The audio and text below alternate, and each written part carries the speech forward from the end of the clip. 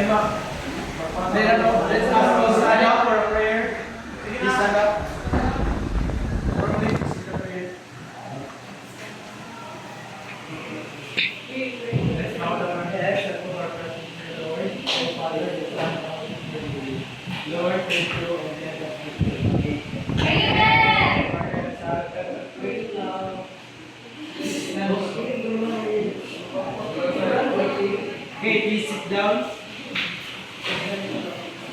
Good morning, class. Good morning, Teacher Michael.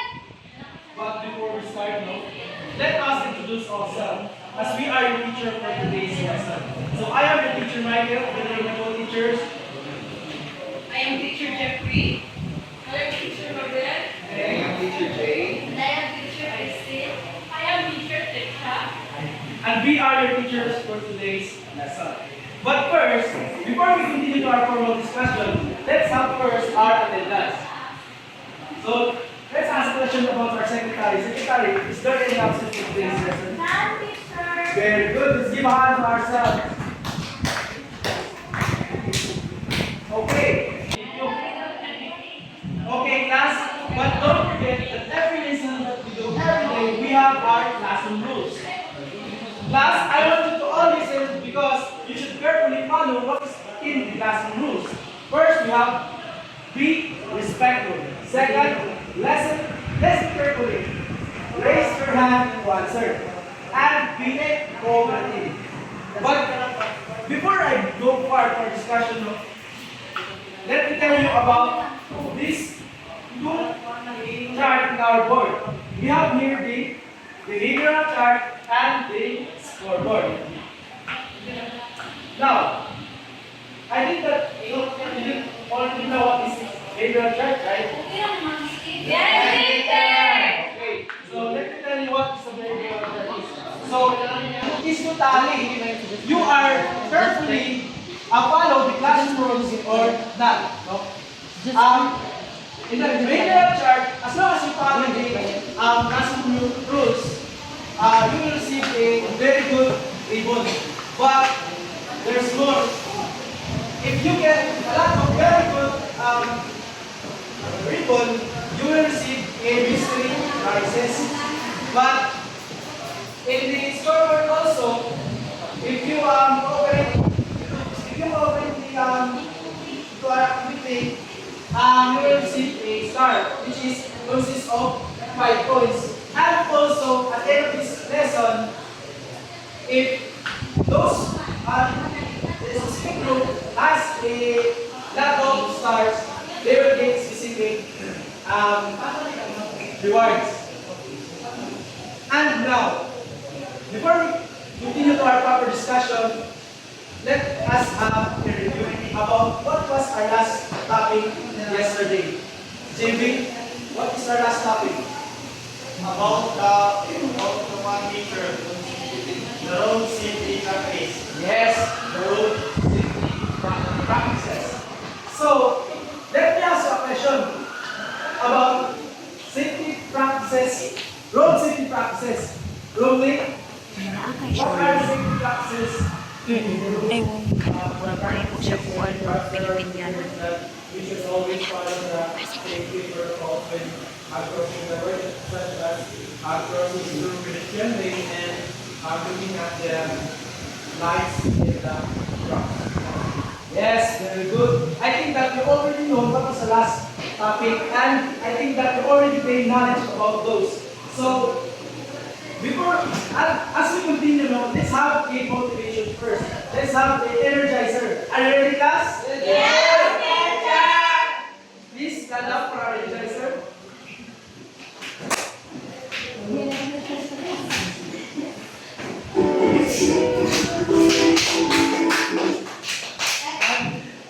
Friends, I want to follow the instructions on the TV.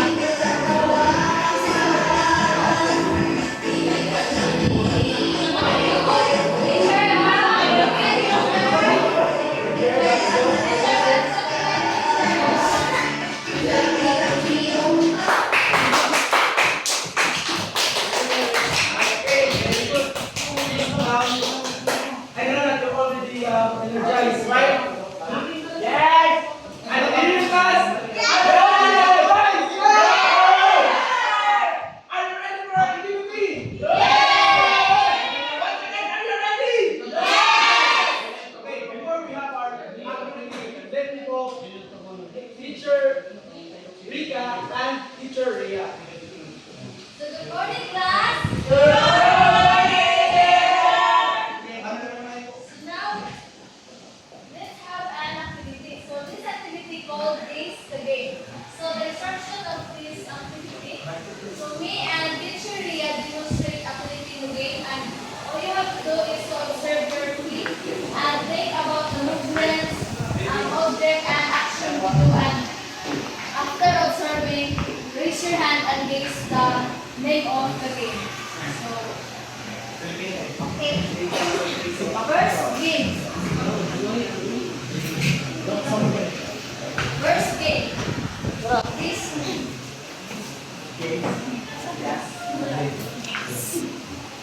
first game. Teacher. Lapogani. Lahat pag okay, good. Number. First game. Teacher!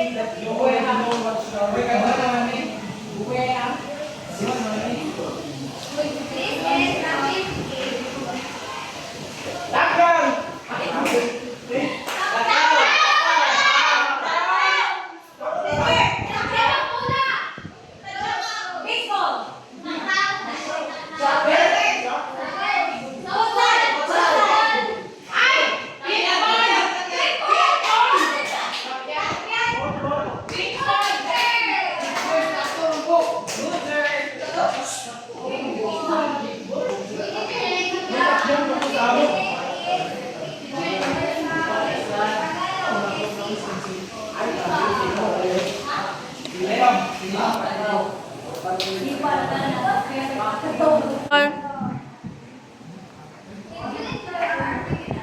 Yes, teacher.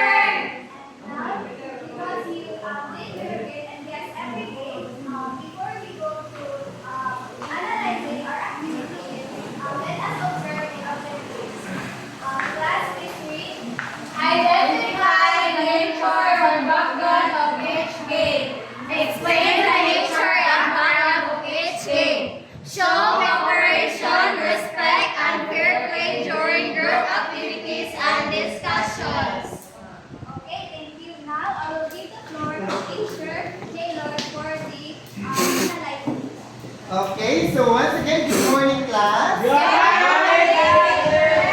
now that we all guessed the game, so now that we are done guessing all the activities we are done a while ago, let's look into it. In this picture, what have you noticed in this kind of game?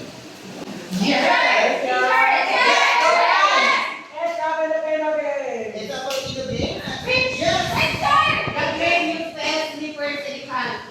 Yes, the game is uses slippers and hand. And one action is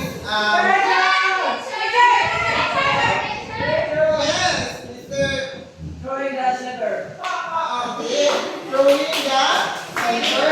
And how about the next game? Yes, Miss Walha.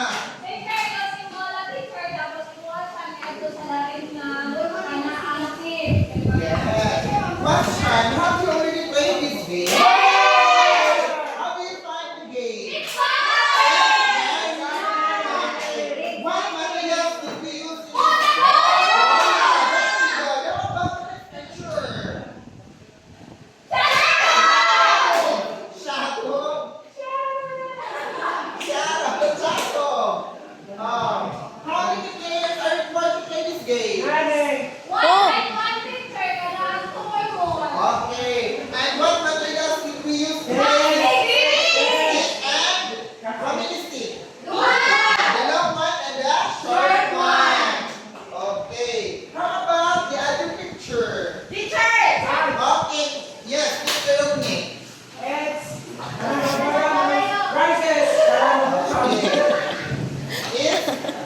follow palette. Yes, Mr. Sayon.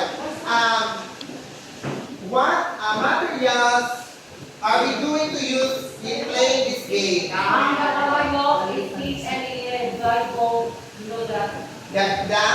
Blindfold. What's the term for the blindfold? Is what?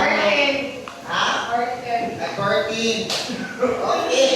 So, do you find this fun? And how about this last picture? Kickball, what materials did we use? And yes, and okay. Then, okay. So now that we're done explaining each of these pictures, I want you to listen to my next discussion, no? And to discuss us thoroughly in our lesson today, let's have to welcome our teacher, Mr. Jeffrey. So I want to welcome to Mr. Jeffrey. Good morning, class. Okay, now that we have observed and analyzed the game, now let's know more about the game that Sir here presented earlier. We're going to discuss the meaning of it. Okay, understand? Okay. Let's start with Tumbang Preso. What type of game is this? Okay, what is the objective of this game? Angeline, please tell me what is the objective of this game?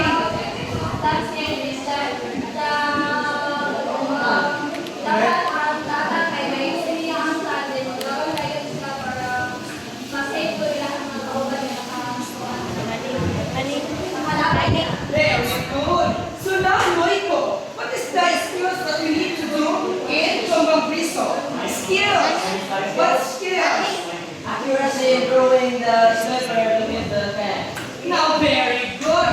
Now, Tumbang Preso is a traditional Filipino street game often played with children using stickers and can. It helps develop accuracy, focus, and high coordination. So, did you understand what is Tumbang Preso is? Okay. How about this? How about this one? What game is this? Okay, batuhan bola. So what is the main objective of batuhan bola? Okay? Sabi ba? What is the main objective of batuhan bola?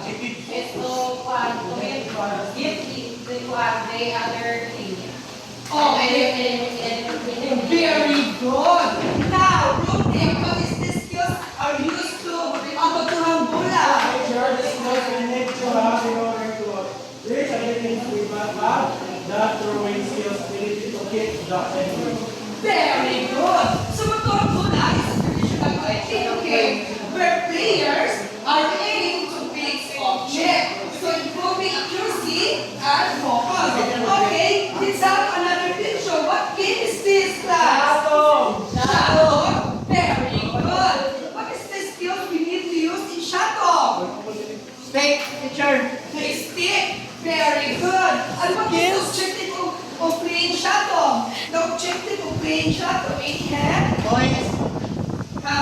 Points. What? Points. Louder, please. Points! Points. Points or points? Point. Points. Oh, very good.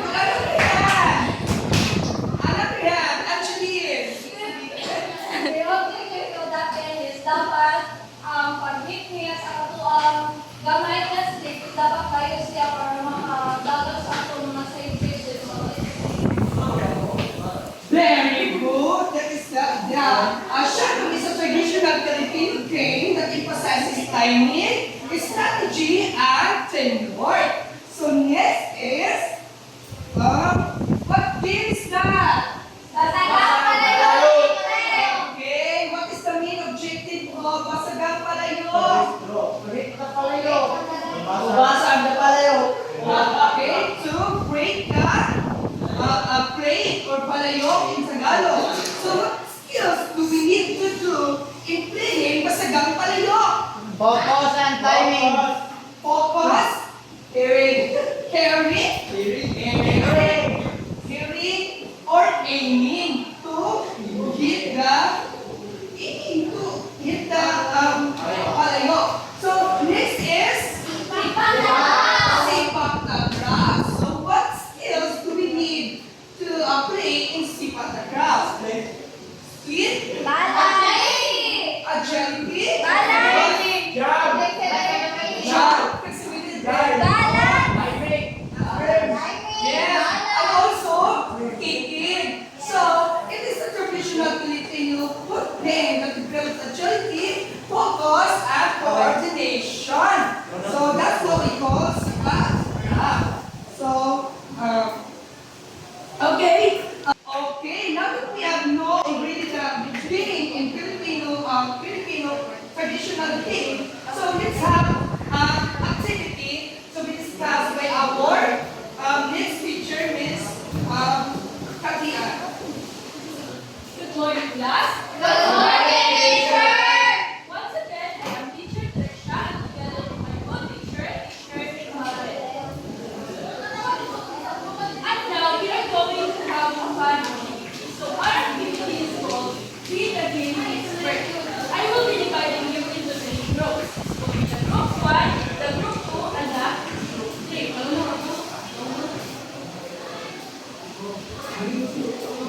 So for the group 1, your task is to match the pictures of games to their correct description.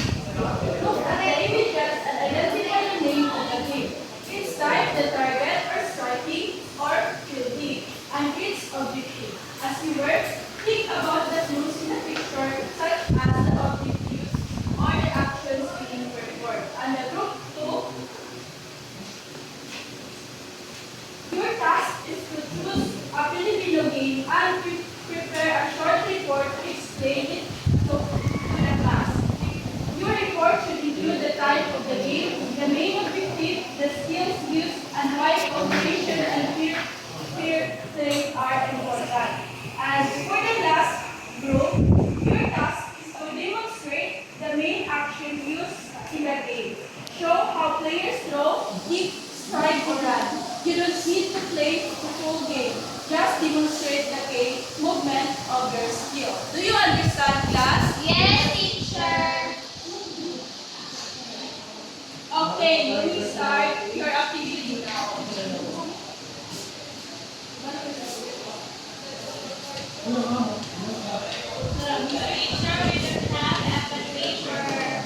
How about basketball? Seeking. Ang mga focus.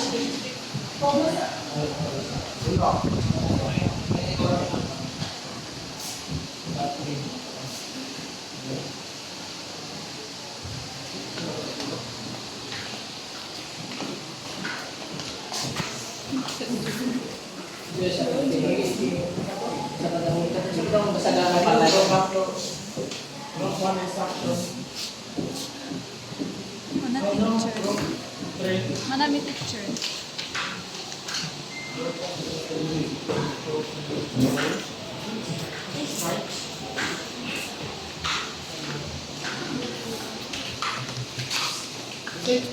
Ibalik ang to. Direction to. Direction to ba? Ah, kana. Prepare a short report and explain the type game. Dapat nakita ko. Objective. Wala yung pala yun.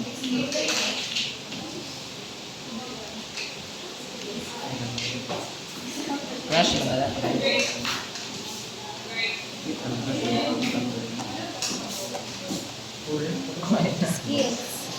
What skills? Yan. Focus. Tanira mo, Ajun. Ibalik ang spelling. Siguro mo mag-identify picture. Mag-identify picture. Are you done, class? Hearing. Kami na mag-alpo. Are you done? Hearing sa paman. Cooperate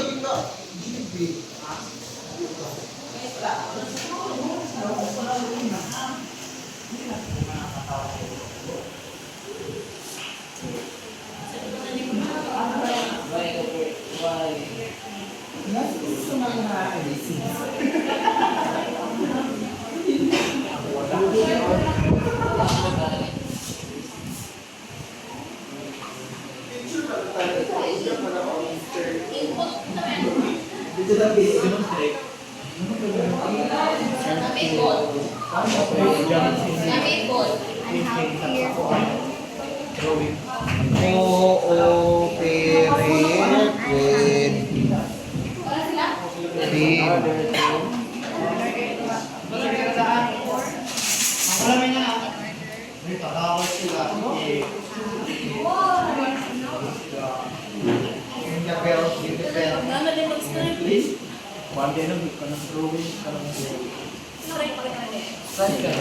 Drawing.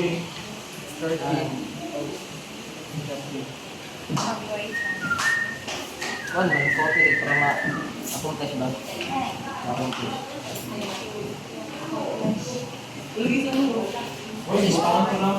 Ay. Are you done? Yes, teacher. Naman na, May.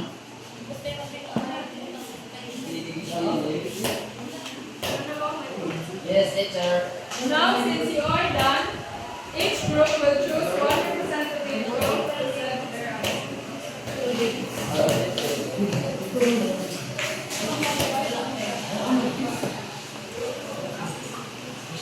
So our task is to match pictures and games to the correct descriptions. By looking at the images, identify the name of the game.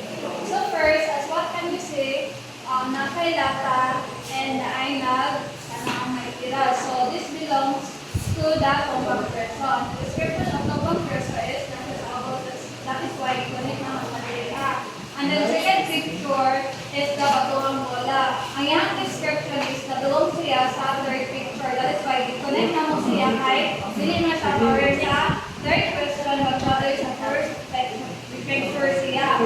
Then third, na ang image is kanina buhat old, ay nalbula old sa to. Then gagawin na mo siya sa second na kanina description kay mga na ang description para sa shadow. And then for the last image is the sipa taklaw. I-connect na mo siya kay kickball or sipa taklaw there sa first na description kay mga na. That's all. Thank you.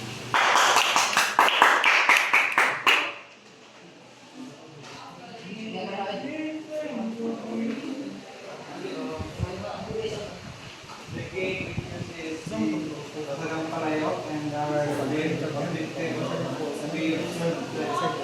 the teacher discusses to hit the palayok or hit the space with even inside it or he is blindfolded, and the skill needed is focus. You should have ng interest mo sa and hearing. Dapat natay na masa ka dapat lumitaw and the question is why it is important to cooperate and have fair play. So it's important to cooperate and have fair play para dili bayad para ang price dili konbitaw dili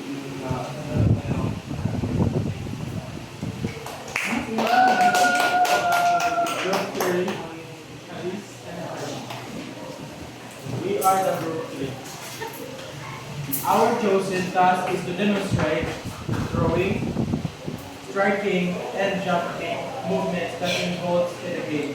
So the first is the throwing. The first is how we will throw. First is you must hold the objects and then focus, target your point, and then at the count of 3 you will throw. That's how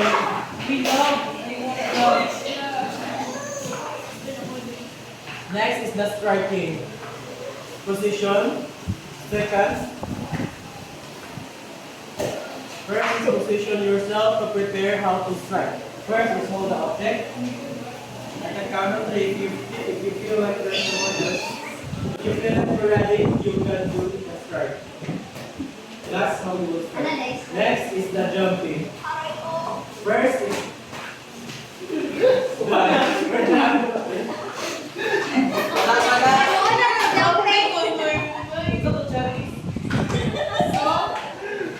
So, katulad ng dula ay traditional na dula. Ang katulad dula ay katong it helps you to develop your physical fitness, coordination, and Agility.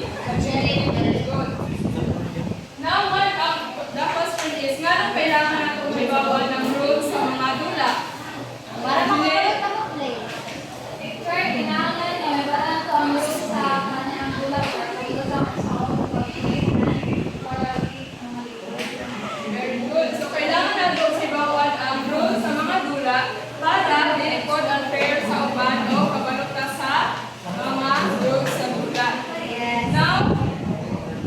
Now I will call Teacher Rhea to Now that you learn everything in our topic, I want you to answer these questions to measure your understanding.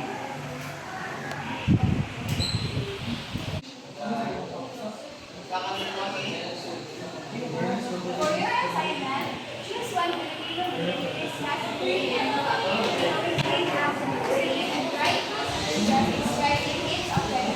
And the case you will go. Be ready to share your work in the next class.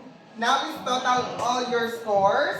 Group 1 got 20 points and Group 2 also got 20 points and Group 3 as well got 20 points. So I think all groups understood our lesson today. So congratulations and that's all for today.